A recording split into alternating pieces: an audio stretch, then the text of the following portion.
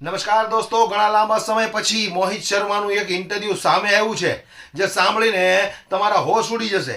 ખરેખર જે રીતે આ સરકાર ઉપર પ્રહાર કર્યા છે, ખાસ કરીને કિસાન આંદોલનને લઈને સરકારની કેવી નિયત છે, કિસાન આંદોલનમાં કેવી રીતે ખેડૂત પીસાઈ રહ્યો છે, ત્યારે આ સરકાર એમના ઉપર કેવા જુલ્મ કરી રહી છે અને ખેડૂતની શું માંગ છે, ત્યારે ઘણા લાંબા સમય પછી મોહિત કુમારનું જે ઇન્ટરવ્યૂ સામે આવ્યું છે એ ઇન્ટરવ્યૂ પૂરેપૂરું સાંભળજો અને જો તમને એ ઇન્ટરવ્યૂમાં સચ્ચાઈ લાગે તો 10 લોકોને આ વિડીયો શેર કરજો. આવો આપણે સાંભળીએ મોહિત કુમારે જે રીતે ઇન્ટરવ્યૂ આપ્યું છે અને આ સરકારની જે ધોલાઈ કરી નાખી છે. સાંભળો તમે. ये विजय माल्या, नीरव मोदी, मेहुल चौकसी, ये सब सरकार के रिश्तेदार हैं या बैंक वालों के रिश्तेदार हैं कि बैंक वाले इनको लेके ही नहीं आते, इंग्लैंड में बैठे हुए हैं, इनको क्यों नहीं लेके आते, लेकिन किसान के ऊपर पूरा शिकंजा कस देते हो. अगर कौन सा उपद्रव मचा दिया, वहां पुलिस वाले फूल की माला ले रहे हैं. अगर ना बैरिकेड लगाते, ना लोहे की कीलें लगाते तो किसान उपद्रव क्यों मचाता. अगर किसान यहाँ आ गया और 4-5 दिन यहाँ पर आकर उसने विरोध प्रदर्शन कर दिया तो कौन सी आफत आ जाएगी.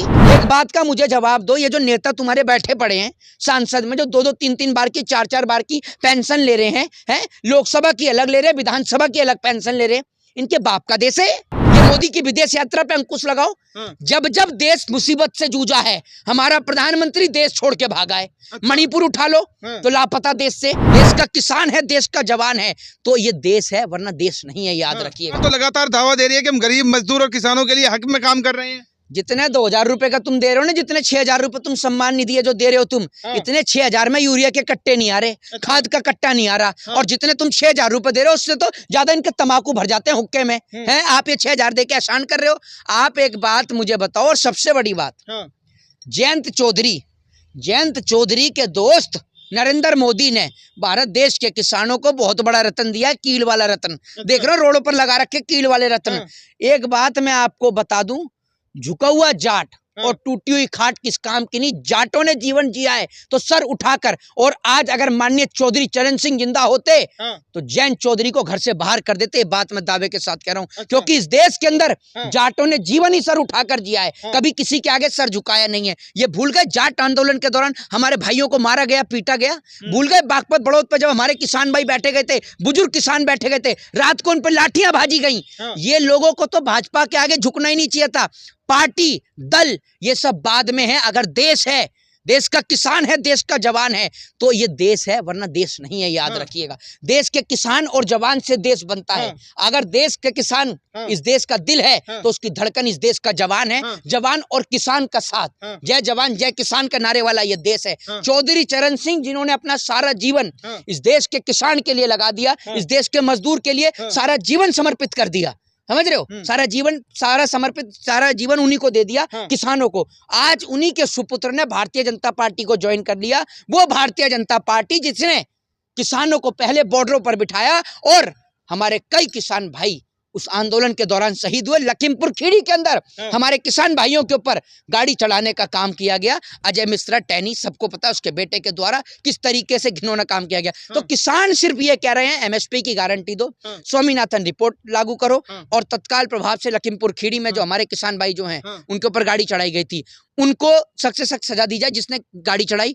चौथी मांग किसानों की सीधे तौर पर यह है कि भैया किसानों का कर्जा माफ हो, सारा कर्जा माफ हो किसानों का. कोई गलत मांग नहीं है, सारी मांग जायज है. लेकिन जिस तरीके से किसानों के ऊपर एक्सपायरी डेट के आंसू गोले दागे जा रहे हैं, जिस तरीके से किसानों के ऊपर कौन सा हुड़दंग मचा दिया ना. हुड़दंग मुझे ये बताओ, अपनी मांग को रखने के लिए अपने देश में नहीं आएगा तो क्या अमेरिका के बॉर्डर पर जाएगा.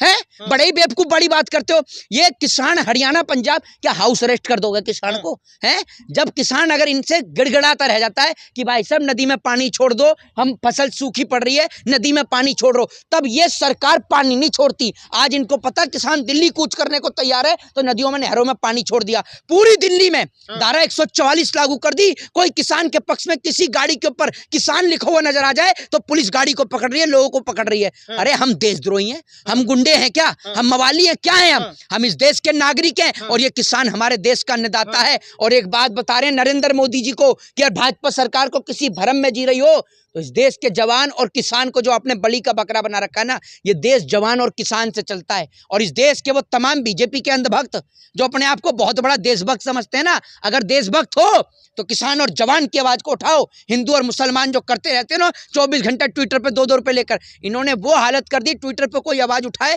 तो ट्विटर सस्पेंड, सरकार के खिलाफ कोई बोल दे तो उसको उठा के बंद कर देते हैं। और इस देश की मीडिया तो वो बिकाऊ सीमा पर पहुंच गई कि 24 घंटे मोदी जी का दुबई का दौरा दिखा रही है, किसान लाठी खा रहा है वो नहीं दिखा रही। लेकिन जैसी बंगाल में बीजेपी कार्यकर्ताओं पर लट पड़ा, बड़ी दर्द महसूस हो गया इसको, बड़ा दर्द महसूस हुआ पत्रकारों को, पत्रकार वही चलाने लग गए। अरे किसानों पर जब लाठी पड़ी तब आपकी आंख से आंसू नहीं आया, लेकिन जब पत्रकारों को, जब बीजेपी के नेता पिट रहे थे वहां बंगाल में तो इनको बड़ा तरस आ गया। मुझे तो ऐसा लग रहा है कि बीजेपी के नेता की बजाय पत्रकार ही पिट रहे हैं, इन्हें बड़ा तरस आ रहा है। ये इस देश के वो लोग हैं जो इस देश की बर्बादी का काम कर रहे हैं। तमाम संगठन हैं जो किसान के संगठन है, उनके प्रमुख कह रहे हैं चाहे कुछ भी हो जाए हम हर हाल में दिल्ली कूच करेंगे।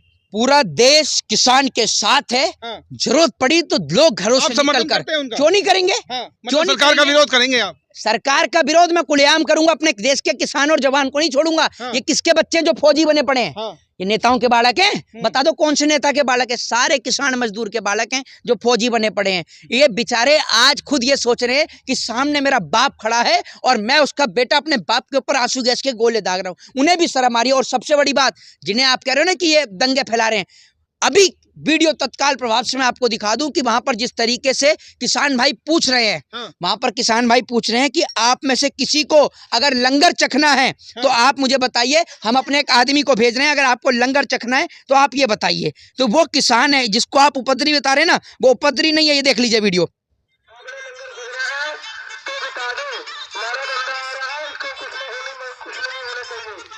किसान भाई पूछ रहे हैं कि अगर आप में से किसी को लंगर चखना है तो बता दो, हमारा बंदा आ रहा है, हमारे बंदे को कुछ नहीं होना चाहिए। आपको लंगर चखना है तो आप लंगर का बताइए, हम आपको खाना देते हैं। मतलब जो किसान के ऊपर आंसू गैस के गोले सुबह से शाम तक दाग रहा है, किसान उसी से पूछ रहा है कि आपको लंगर चखना है, आपको खाना खाना है। ये भाई गुरुजी को मानने वाले लोग हैं, ये इस देश के अंदर जाट कौम के लोग हैं, किसान समुदाय के लोग हैं, ये मजदूर आदिवासी लोग हैं जो अपने देश अपनी मिट्टी को, बाबा साहब को मानने वाले लोग हैं, जो इस धरती माँ के खातिर, इस धरती माँ को बचाने के खातिर आज लड़ाई लड़ रहे हैं। ये लड़ाई किसान की नहीं, ये लड़ाई पूरे देश की, और देश के तमाम लोगों को इनका साथ देना चाहिए।